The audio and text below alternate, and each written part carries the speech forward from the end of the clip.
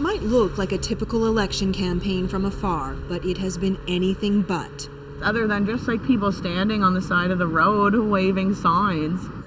Polling stations have been set up with directional arrows and sanitizer. Masks are encouraged, but not required. A snap election that's only 28 days long being held during a global pandemic definitely presented a number of challenges. The province's chief electoral officer says some of the usual polling stations weren't available. That led to accessibility issues. There's also been a dramatic increase in mail-in ballots, which take time to process. It's usually just a few hundred mail-in ballots across the province, and every single returning office in the province is processing several hundred. Incumbent Premier Blaine Higgs has been praised for his handling of COVID-19.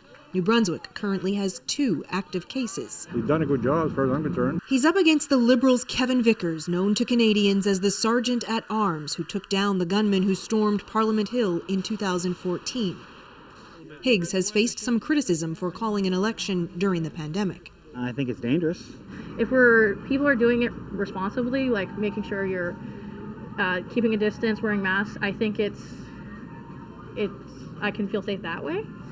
New Brunswickers were encouraged to vote early, and they did in record numbers. Still, Elections New Brunswick is warning if pandemic restrictions create long lines at polling stations and mail-in ballots continue to trickle in large numbers, that could delay results on election night. Kayla Hounsell, CBC News, St. John.